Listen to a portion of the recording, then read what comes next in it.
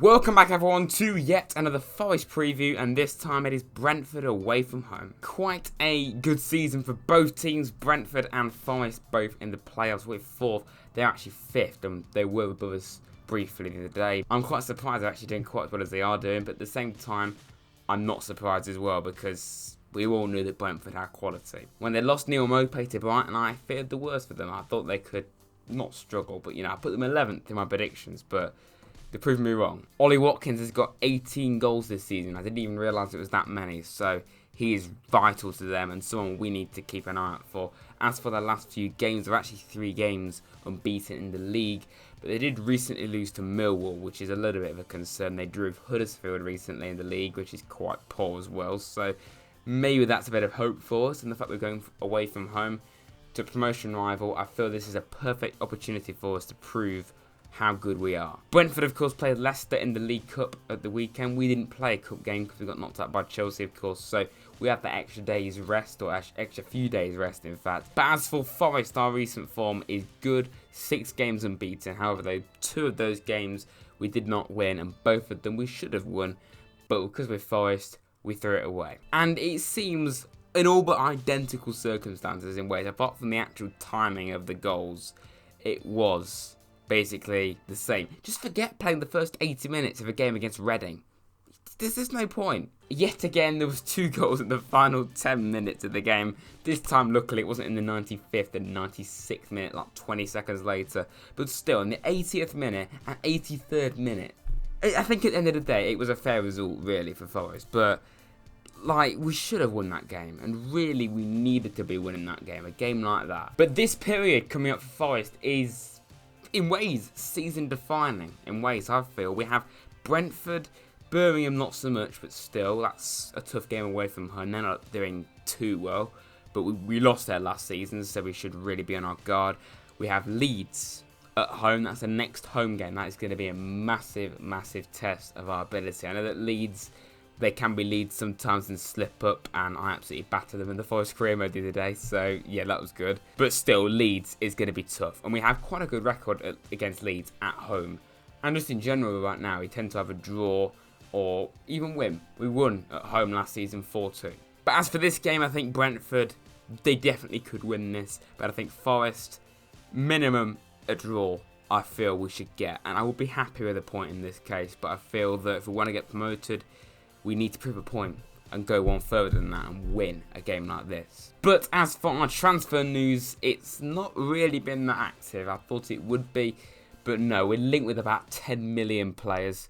Not that much, of course, but I'm just exaggerating. But a lot of players. I've never known us be linked with so many names in one window before. It really is madness. We're linked currently most heavily with Inaki Wells, Da Costa from Strasbourg, don't know who a clue who he is, a Barcelona youngster as well, and we were linked with Jota from Benfica, but that's gone quiet. The fact that we're linked with so many names is quite incredible, especially as they're all strikers, but that's not really a surprise, is it? Of course, we have one more week, actually less than that now, to get a striker in. Next week, I will be doing a video just rounding up our transfer window, and I might just do, more likely not with this, I might just round up general transfers, just do some of the bigger ones. There's not really been that many, has there, really? I mean, Ericsson could be going to Inter Milan, but that's about it, really. There's not really been anything massive, so yeah, that'll be coming next week. But the only signing we've made is the Camby from Huddersfield on loan with the option to buy. Not even on the bench against Reading, but he had just joined and hasn't really been playing much. And according to Huddersfield fans, he's not even really been that good. So yeah, I'm not really sure why we signed him, to be honest. But I can't criticise because he's not even kicked the ball for us yet. I think minimum we need a striker. I don't think really we could get a backup left back, but I highly doubt we will because we lost Robinson to Sheffield United, which is decent business. He was a good servant to us while he was here, only for not even 2 years, like a year and a half, but he made a lot of mistakes this season whenever he played. He wasn't the same player, and I'm not really that bothered about Robbo going, but yeah, enjoy Sheffield United, warming the bench like Osborne does. And the only other outgoing is Rafa going back to Wolves, and that's not really a surprise. He's gone to Huesca in Spain as well. Muric's still kicking around, funny enough. Pantilemon's apparently going to be leaving. Yakum's going to be leaving. They've just been completely and utterly frozen out the team, but yeah, that's about it with Forest. I can't even say who's more likely. I heard that De Costa is the most likely to become, though. I literally just contradicted myself there, haven't I? Yeah, I think Inaki Wells is more experienced in this division, so maybe he could come. But yeah, we just want to get a striker. Anyone, please. If Graben gets injured, we are not going up. Safe to say. And the only other bit of transfer news is Matty Cash is linked with like every club in the world right now. West Ham apparently want to buy him. Only David Moyes did actually say they haven't actually made an offer. Hope he's right. Milan made an offer, which is a bit of a funny one. Southampton apparently are interested. Everton.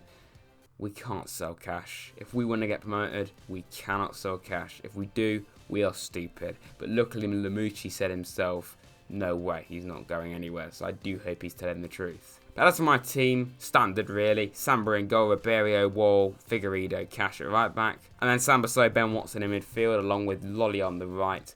And then probably Amiobi again on the left, along with Graben up top. Would I put Dicambi in the team? Probably, yeah, just to give him a run out. And I think Alex Myton should get involved as well. And of course, I won the first game 1-0. Ben Watson getting the goal from a corner, I think it was. Definitely, pretty sure it was Watson. 1-0 win.